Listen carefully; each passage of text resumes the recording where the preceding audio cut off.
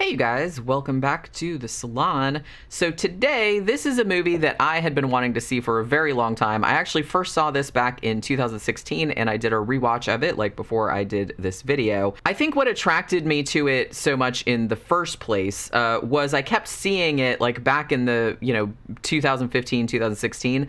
I kept seeing it turn up on a whole bunch of like best haunted house movie lists. And I had heard actually a little bit about the uproar that it caused when it was aired. So if you don't know, the movie Ghostwatch was broadcast by the BBC on Halloween night in 1992. And it was presented as an actual live program of a poltergeist investigation, complete with actual real BBC TV personalities who were Michael Parkinson, Mike Smith, Sarah Green, and Craig Charles, and they all played themselves. And there was a real phone number that viewers could presumably call while the show was going on. However, plot twist, the show was actually a fictional teleplay that had been recorded like several weeks prior.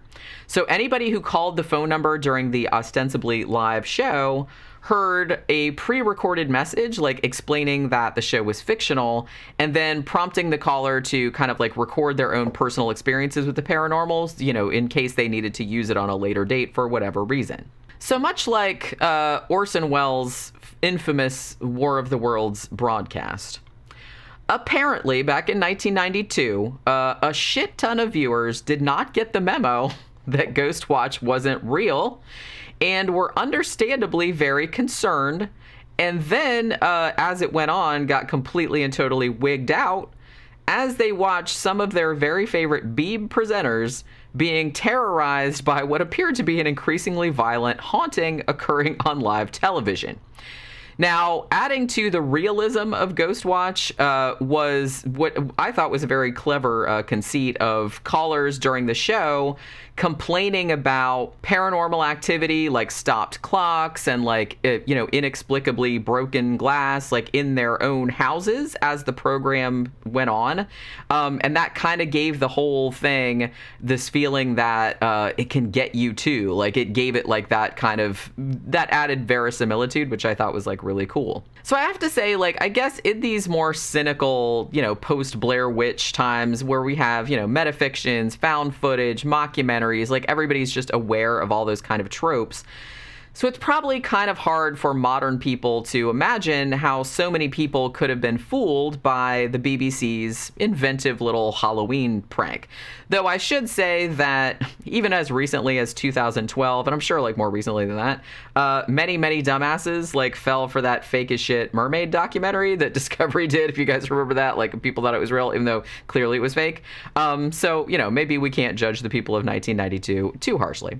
I gotta say, though, even though I saw Ghostwatch for the first time in 2016, with the benefit of hindsight and, knowledge of the film's origins, I can kind of see why some people were confused. At least until the end. I don't think there was any excuse after that point. I mean, unless you were really wrapped up in it. So, I mean, because Ghostwatch did seem at first to be a pretty standard, somewhat larky British chat investigation program of the time, much like the very popular like Crime Watch show that it was based on. And I have to say, too, that the movie was smart enough to, like, thread in some cunning little details, like lost video feeds, like dead air time, prank callers, drunk callers, other little glitches like that made it seem like an actual live broadcast. It was actually, like, really, really well done, and I kind of feel like they thought of everything. So in brief, what actually happens in Ghostwatch? Like, what is it about? The movie is detailing an investigation of an allegedly haunted house in Northolt, London. So the home was occupied by a single mother whose name was Pam Early and her two teenage daughters, Kim and Suzanne. And it's pretty clear, if you know anything about like paranormal investigation or anything like that, it's pretty clear that the family dynamic and the phenomena that they're, showing was a pretty direct reference to the Enfield haunting.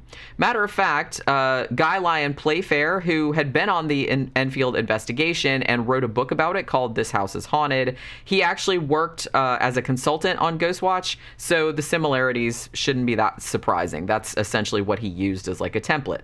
So during the show, the children's show presenter, Sarah Green, and the comic relief broadcaster guy, Craig Charles, were on site at the house, while the very serious and seemingly trustworthy Michael Parkinson acted as the main in-studio host, and he was there chatting with a parapsychologist named Dr. Pascoe, who's actually played by an actress named Gillian Bevan.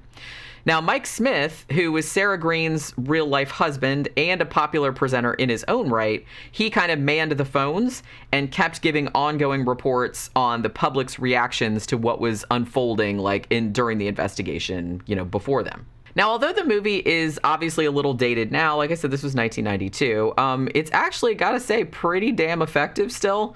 And I can imagine how much more effective it would have been if you were watching it without having any idea that it was all staged, which, like I said, they took up great pains to make it seem as though it was a real live program. I mean, the performances in it are all very naturalistic, and the manifestations of the paranormal that you're seeing are rolled out very, very slowly and very realistically and very, very subtly, which I think, like I said, makes it a lot more like it was really happening. Again, at least until the end when it kind of like gets crazy, you know what I mean? I also love too that the movie really like messes with the viewer like in a whole bunch of different ways. For example, one of my favorite things, a piece of footage shown at the beginning of the program that ostensibly shows the two daughters in their bedroom being assaulted by weird banging sounds and a couple of flying objects. This kind of thing that happens, this becomes a bone of contention later on in the show when callers to the program start insisting that they saw a dark figure standing in the shadows of the girls' room, like in that footage that they were showing. So as the calls start to pile up, the parapsychologist asks if, like, hey, let's replay that footage so we can see what the callers are talking about. So Parkinson actually replays it eventually, and yeah, there does seem to be a dark figure there, maybe. Although you're pretty sure you didn't see that the first time, you know what I'm saying? But both the parapsychologist and Parkinson claim that they don't see anything, even though it's not super clear, but you're pretty sure there's something there. But they're like, I don't see anything. Then they rewind the tape and play it again, and now there's nothing there. So I thought that was so great. The parapsychologist even draws a little doodle on the screen, like showing where she thinks, oh, well, there's this shadow on the curtain, and maybe that's what it is that's making these people think that they see something. But she draws it in a slightly different place to where we think we saw the figure. So I thought that was like super sneaky, and I thought that was like really well done. And I mean, there are tons of other great little moments like that, like all throughout the movie. It's like I said, it's just very, very clever. All the real TV presenters do a really believable job treating the whole thing as kind of a laugh at first, which is what would really happen, obviously. And Michael Parkinson in particular gets pretty riled up at one point when the camera crew at the house actually catches one of the girls faking the mysterious banging sounds they've been hearing off and on. Now, the banging sounds are supposedly coming from the poltergeist. The family has called it pipes. I'm guessing because they think like it bangs on the pipes or whatever.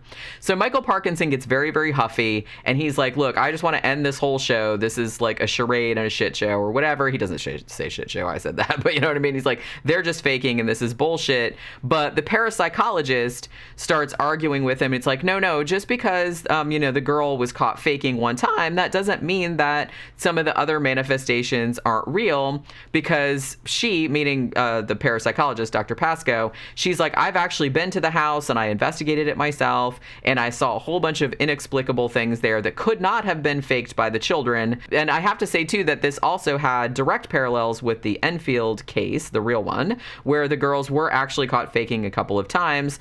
And there's also another analog to the Enfield case.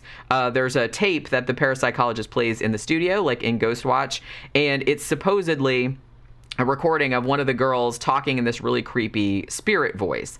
And that was something, again, that happened in Enfield. The focus of the Enfield case, Janet Hodgson, would kind of talk in this real gruff voice, like an old man's voice that was supposedly the ghost of a guy named Bill. There was also, this was also a very nice touch, I thought. There was kind of like a real like skeptic dude on there that they interviewed, and he was actually like a real guy from the real life organization PsyCop, and he appeared on a satellite feed and was like denouncing the whole thing as a hoax. So again, I thought that was like a really nice touch, bringing in as much realism as they could manage. I also really enjoyed kind of like the slow burn, like the build up of the story behind the house's haunting, and these just little eerie details that emerged when the neighbors and the people on the street get interviewed by Craig Charles, who's being very jocular about the whole thing. Like I said, he's just kind of seeing it as like, oh, it's a Halloween show and we're just having a good time, and he doesn't really believe any of it's real. But he's like interviewing these people, and they keep saying like increasingly disturbing things about like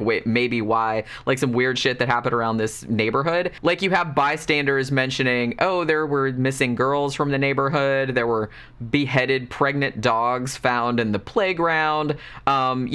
It's maybe this street was it's rumored to be the home of like some murderous baby farmer, like back from history or whatever, who I'm guessing they probably modeled after serial killer Amelia Dyer. They don't say that name, but it's just like, and I like that none of that stuff has really gone into. It's just kind of like the bystanders and these neighbors talking about like stories they've heard around the neighborhood, which, like I said, kind of get more and more disturbing and creepier and creepier. I think, like, best of all, though, I think the way that they treat the actual ghost or poltergeist Pipes, he really gets treated with this just very, very subliminal, like, deviousness. It's so great.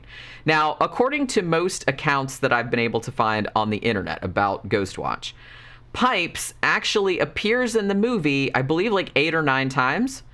But the first time I watched it, I only caught a glimpse of him maybe like once or twice. Once, maybe twice. And I wasn't even completely sure of those. I actually had to go back and check, like, for the other instances when I saw, like, posts about it, like, on the internet, because I had absolutely missed him completely most of the time. I mean, hell, a few times they actually only put him in there for 3 frames, so you really would have had to have been watching with an eagle eye to even, like, spot him at all. So I'm going to say I really, really liked this trope a lot, because it meant that the movie was, directly trying to creep you out without really showing you anything that your brain registered consciously. Like I said, it was almost kind of going for like a subliminal type of thing. I mean, like Pipes was always just, did I just see that kind of flash in a mirror as a camera was panning across a room, or maybe like a subtle shape in the background that could have been anything. Like I said, like a shadow from a curtain or some shit like that. Or at one point, in one of the best instances that I totally didn't notice the first time, there's kind of like this uncannily grinning dude like behind somebody else in a crowd scene, and you barely notice him, but like when you know what to look for, it's like super creepy. So yeah, that whole thing was actually like really, really genius. Now, it should be said that if you watched this live back in 1992, you could be forgiven for thinking it was real until the whole thing, gotta say, went a wee bit over the top as it got like nearer to the end. Now, I did love the concept of the television show itself, because remember how I said earlier that people started calling in saying, hey, like weird shit's happening in my house, like my clocks are stopping and shit. So what it comes down to is that the show itself is acting as like a nationwide seance, essentially, and it's causing paranormal havoc like in homes across the UK that are viewing it, and then the paranormal shit starts to happen in the studio itself, which gives the whole thing another layer of meta-ness. Now, I do feel like the movie as a whole maybe would have been slightly more effective if they had reined it in a tad, because it does kind of go a little bit crazy toward then. I don't want to overstate it. It's not crazy, but it does go a little bit over the top. I can see why they wanted to do that, because they're just kind of like, hey, it's Halloween and we want to give you a good scare and shit like that. But I will say, that said, the final shot of Michael Parkinson like wandering around the darkened and apparently now abandoned studio because of all the haunting shit that happened there, and then he's like talking in that creepy voice as though Pipes had like overtaken him, like the ghost had pretty much like busted out, like because it was the media and it busted out and like took over the whole country and shit. But that was actually pretty well done. I really did like that last scene. Now, one thing just as an incidental aside, I couldn't get through this entire thing without mentioning the unintentionally hilarious tidbit that the scary closet under the stairs in the house, like where Pipes allegedly lived, was referred to throughout the show as a glory hole. Now, I know that a glory hole has a definition, and I know it means like a little cabinet or something like that, and I'm sure British people of today are aware, but wow, that phrase has a really different connotation in America, maybe in Britain too, but it's dirty. You know what I mean? So look it up. So all in all, I mean, Ghostwatch, I thought it was like a really entertaining and very, I mean, subtly like unnerving movie that was really way ahead of its time in terms of its willingness to fuck with its audience, like in such a clever way. And it also kind of makes the viewer complicit, as well as making maybe like a broader statement about the believability of media in general. Now, this theme nowadays is very old hat, but 1992, I feel like it was still pretty subversive. And, you know, the viewing public's reaction to the broadcast back in 1992 tells that tale pretty adequately, I think. I mean, the BBC got 30,000 calls like during the program's runtime, and for weeks after it aired, they got like thousands of complaints pouring in, mostly from people that were pissed off that they had been duped by presenters that they had grown to trust at this point. There were also a couple claims of children watching it and developing PTSD because they thought it was real.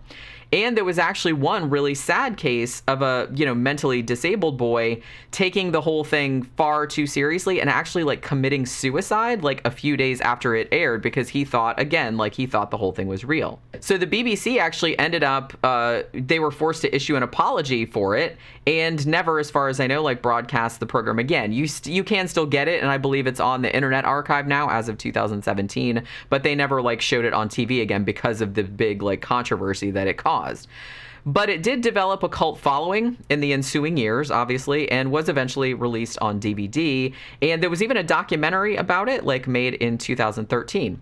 And as far as I know, I don't know if people still do this or not, but fans of the movie started to have like an annual ritual where they all will watch their copy of the movie at 9:25 p.m. on Halloween night to see if they can actually bring about this fabled nationwide seance thing for real. Like, you know what I mean? Because like in the context of the movie, it doesn't appear to have worked so far, but you know, what do I know? So I would definitely recommend Ghostwatch for fans of more subtle psychological horror, like haunted house type stuff and found footage type of stuff.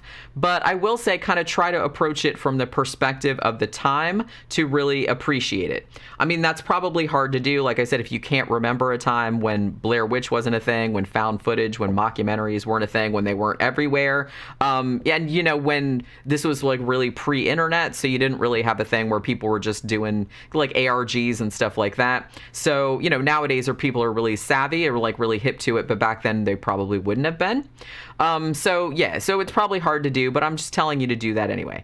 Also, I guess this might be harder if you're not British and don't understand like the subtle mindfuck of seeing actual famous TV presenters of the time messing with your head like this. Like, I feel like in the context of America, in the context of that time period, I kind of feel like the American equivalent would maybe have been like, for example, you know, you have somebody like Tom Brokaw or somebody like that, like a really, really famous, like nationally known, like and trusted, like TV newscaster guy doing what appeared to be a serious documentary. And then at one point in the documentary, like he gets, I don't know, kidnapped by a Sasquatch or like probed by aliens or something, and they like take it completely seriously. It would be something like that, because like I said, I think Americans, because you didn't grow up with those TV presenters and like have them show up and they're like real people to you and shit like that, like seeing them like fuck with you like this was probably like a bigger deal than maybe Americans. But like I said, maybe you can get the gist from that,